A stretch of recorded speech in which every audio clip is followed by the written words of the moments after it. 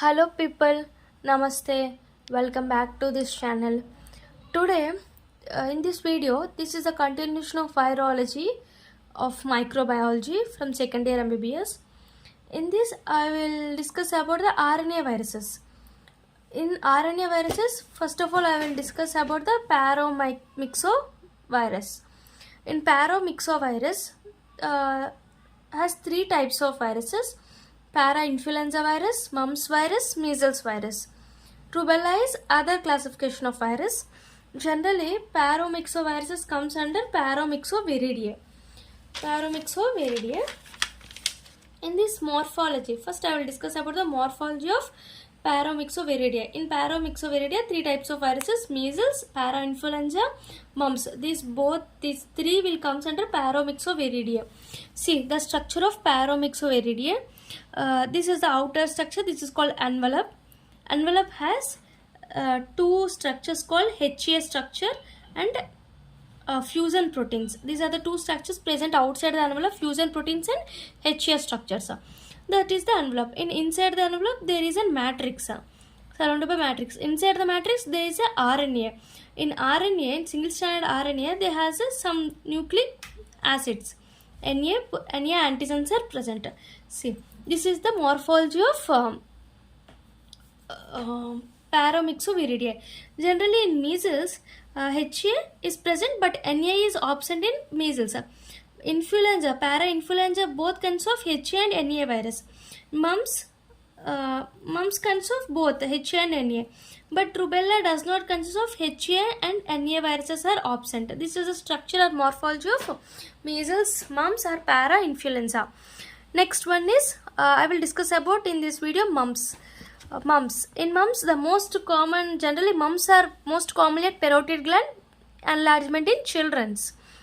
Pathogenesis. Generally, the mode of transmission is respiratory route. In mumps, respiratory route via droplets, saliva, vomitus. These are respiratory route via droplets, saliva and vomitus. After this, it enters into the upper respiratory tract and infect the mononuclear cells or regional lymph nodes. Cells and lymph nodes it infect and then spill over the blood to the bloodstream and resulting in viremia and dissemination. Dissemination means spread. This is the pathogenesis of mumps.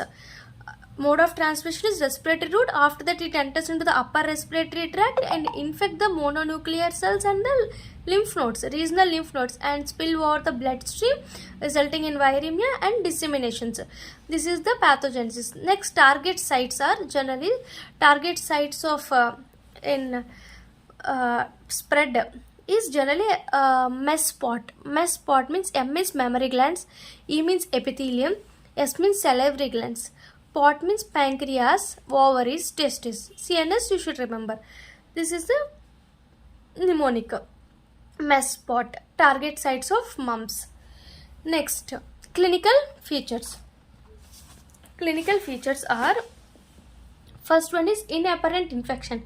Inapparent infection means these are generally half are asymptomatic. Generally non-specific symptoms like fever, myalgia, anorexia are generally these symptoms are common in every infection. So these are non-specific symptoms. Generally inapparent infection is asymptomatics are seen in adults than children's. Next clinical feature is bilateral parotitis. Bilateral parotitis. In parotitis generally unilateral. Parotitis is unilateral and it is acute non-suppurative parotid gland enlargement. Suppurative means pus, but here non-suppurative parotid gland enlargement will be seen in bilateral parotitis. Next is epididymo or orchitis, means generally it is occurs at testicles. Inflammation of testicles. Orchitis is unilateral and it generally seen in testicles, means male, post-pubertal male. Next one is aseptic meningitis. Meningitis CNS generally is seen in male. It is occurs due to the cranial nerve palsy. Next, ophritis. Ophritis means inflammation of ovaries, generally seen in women. Pancreatitis means leads to diabetes. Next, atypical mumps. Atypical ones, some cases they develop meningitis without being history of parotitis. Parotitis.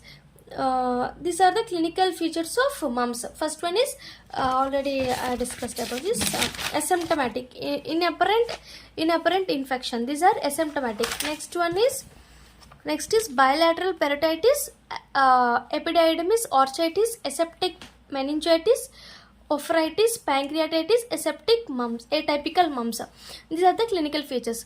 Next, laboratory diagnosis is specimen. First, specimen means generally mumps in parotid gland means upper respiratory tract infection. So, buccal or oral swab is the main specimen to collect in mumps. Next, other one is saliva. Meningitis means CSF and urine and seminal fluid. Because of epididymis orchitis, seminal fluid, rarely blood. Mumps virus can be detected in these specimens. Rarely, but main is buccal or mucosa, oral swabs. Next one is antigen detection by immunofluorescent test. Antibody detection by ELISA, neutralization test, and HIA. Heme agglutination inhibition test. ELISA is more specific. Next, virus isolation by witch cell lines and monkey kidney cell lines and cell viral technique. Monkey kidney cell lines and shell viral technique. In this, infected cells are seen. Cytopathic effect means infected cells are seen in the form of rounding and giant cells formation. Cell rounding and giant cell formation. Next, reverse transcriptase. Reverse transcriptase is for detection of viral RNA. It has more sensitivity and more specificity. Reverse transcriptase. Next is treatment. There is no treatment for mumps. Prevention. Prevention means vaccines generally used for mumps. Vaccine is prepared in chick embryo cell line. Vaccines are prepared in chick embryo cell lines. And mumps vaccines are, there are three types of vaccines. Trivalent MMR vaccines, quadrivalent MMR V vaccines, and monovalent mumps vaccine. Quadrivalent 3, quadrivalent 4, trivalent 3, and monovalent 1. Generally, monovalent is not used. Most commonly, live attenuated vaccine is trivalent MMR, and generally it is subcutaneous and it has 2 doses. First, in 1 year it should be given. After 4 to 6 years, this vaccine will be given. Generally prepared in chick embryo cell lines. This is the mumps. See, summary of the mumps. Mumps is seen at which gland or which site. Next, pathogenesis, respiratory route via upper respiratory tract, infect the cells and the lymph nodes. Mononuclear cells and regional lymph nodes enters into the blood, viremia and dissemination. Target sites are already tell about the pneumonic mess spot. Next, clinical features are inapparent infections. Is generally seen in adult because of asymptomatic. Next is bilateral parotitis, epididymo-orchitis, ophritis, aseptic meningitis, pancreatitis, atypical mumps. Lab diagnosis, specimen. Main is buccal or oral, and antigen detection, antibody detection, viral isolation. Antigen is IF and antibody is ELISA, neutralization HI test. Viral isolation is monkey kidney cell and cell viral test. By cell rounding and giant cells. Next one is reverse transcriptase. It is more specificity and sensitivity to detect viral RNA. There is no treatment, but there is a prevention. Generally, vaccines are used. Vaccines are prepared in chick embryo cell lines. It has 3 types of vaccines: quadrivalent 4, the trivalent MMR vaccine, monovalent mumps vaccine. Trivalent MMR vaccine is live attenuated. Generally, 2 doses should be given at subcutaneous level at first 1 year and 4 to 6 years. This is the summary of the mumps. In next video, I will discuss about the measles. Please subscribe this channel and please support us. Thank you.